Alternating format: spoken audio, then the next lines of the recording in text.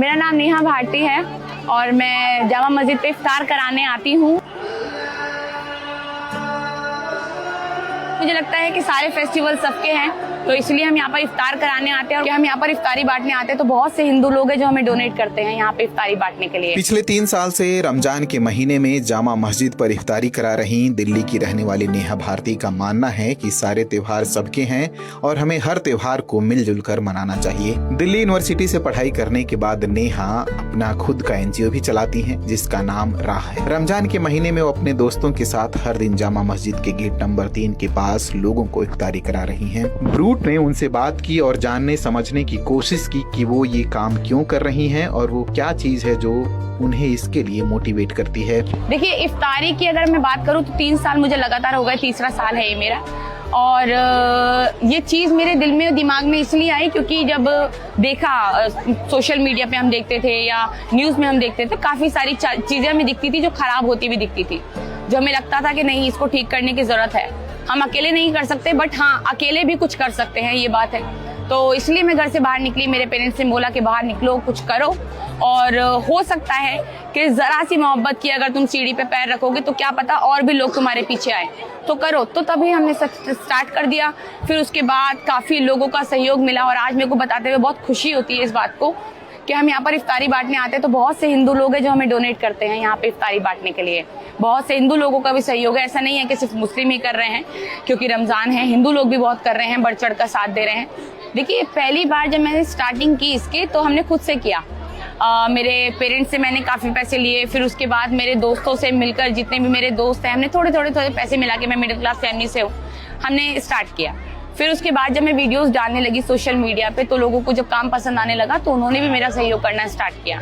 उन्होंने मुझसे पूछा कि हम भी आपको डोनेट करना चाहते हैं। इनफैक्ट मैंने खुद नहीं बोला था कि आप मुझे डोनेट करिए, लोगों ने पहले से ही खुद कदम रखे कि आप स्कैनर भेजिए या फिर आप बताइए कैसे डोनेट कर सकते हैं हम। तो उन्होंने फिर बोलना स्टार्ट किया। फिर इसी तरीके से हल्के हल्के बाहर से डोनेशंस आने लगी।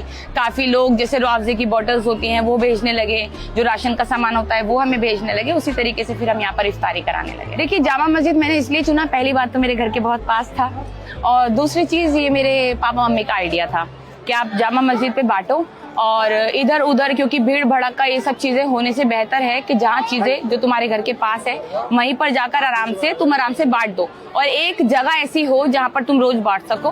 तो हमने इसलिए जामा मस्जिद को चुना। और डे 1 का एक्सपीरियंस ऐसा था कि लोग आके पूछ रहे थे मुझसे कि आप मुसलमान हो, क्योंकि मैं शुरू से बिंदी लगाती हूँ, तो मुस्लिम हैं आप। तो जब मैंने उनको बताया कि नहीं, मैं हिंदू हूँ, मैं मुसलमान नहीं हूँ, मैं नॉन मुस्लिम हूँ, तो वो बड़े शॉक्ड थे मुझे सब देखकर। पहला दिन मेरे लिए बहुत शॉकिंग भी रहा सबके लिए, और मेरे लिए एक एक्सपीरियंस रहा कि लोगों को एकदम ऐसा लगा कि मतलब ये लड़की कर रही हो, खासकर लड़की आकर जामा मस्जिद में अगर इस तरह से डोनेट करे कुछ भी, तो लोगों के लिए बहुत शॉकिंग था और अच्छा भी एक्सपीरियंस था वो मेरा। बट जब लोगों ने पूछना स्टार्ट किया कि आप नॉन मुस्लिम हो और यहाँ पर क्यों बांट रहे हो, फिर तो कैसे बांट रहे हो यहाँ पर, वो बहुत खुश भी हुए थे मुझे देखकर।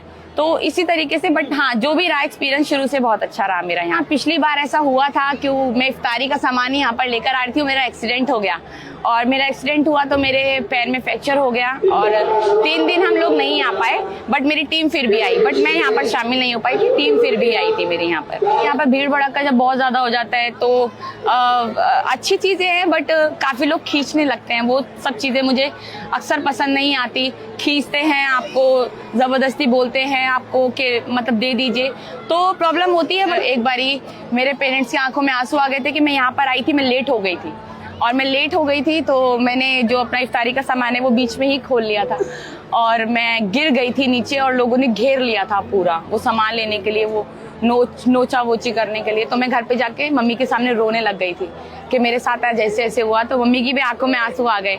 वही एक दिन जो मेरे लिए रहा, जो खराब रहा आज तक, वो भी पिछले रमजानों में, क्योंकि मैं बहुत लेट हो गई थी, जाम में मैं फंस गई थी। बस उसी के बाद वो इंसिडेंट बुरा रहा, बाकी अदरवाइज उसके अलावा कोई भी नहीं। जब भी अगर मेरे को परेशानी होती है तो मम्मी पापा कहते हैं हो जाएगा, कोई बात नहीं, तुम करो, हो जाएगा। और लोगों ने ये भी बोला कि मतलब क्यों कर रहे हो, और दूसरे धर्म की होकर दूसरे धर्म के लिए क्यों करना, और तुम तो मुसलमान भी नहीं हो, फिर इनमें क्यों, आप इनके लिए क्यों कर रही हो। ऐसी चीज़ें बहुत सुनने को मिली, सोशल मीडिया पे भी बहुत सुनने को मिली। फिर काफ़ी लोगों को ने बोला कि भाई दिखावा है, ये वीडियो बना रहे हैं। देखिए आप भी दिखावा करिए, हम तो चाहते हैं ऐसा दिखावा सब करे। अगर ये दिखावा ही होता है तो ऐसा दिखावा सब करे तो ज्यादा बेहतर है। कम से कम आप लोगों में कुछ पहुंचा तो रहे हैं, आप लोगों में खाना पीना जितनी भी चीजें हैं, मोहब्बत आप बांट तो रहे हैं, तो आप वो करिए। तो फिर बट उससे कोई फर्क नहीं पड़ता। और मुझे लगता है कि फैमिली का सपोर्ट है, आपके पास तो सब कुछ है। और फिर मुझे उसके बाद मुझे सुनना बंद हो गया कि जो बोलना है बोलते रहना, चाहे वो हिंदू हो, मुस्लिम हो, अदर कास्ट कोई भी हो। मैं यही कहूंगी कि देखिए नफरतों से कभी ना कुछ जीता गया है, ना कभी जीता जाएगा। मोहब्बतें ही जो है वो हर चीज जीत सकती है, नफरतें हमेशा हारती हैं। और इस बारी भी हमें नफरतों को हराना है, चाहे वो किसी भी तरीके से हो, किसी भी तरफ से हो, चाहे कैसे भी हो। आप नफरतों को चाहे अपने घर में हो, आप हर तरीके से नफरत को भुलाइए, हर तरीके से नफरत को भूल जाइए। हम जैसे आपका रमजानों में आ रहे हैं, होली भी आप इसी तरीके से सेलिब्रेट करिए, सारे फेस्टिवल सेलिब्रेट करिए और मोहब्बतें बना कर रखिए। सारे त्योहार सबके होते हैं, मोहब्बतें जिंदा रहेंगी तभी इंसानियत जिंदा रहेंगी।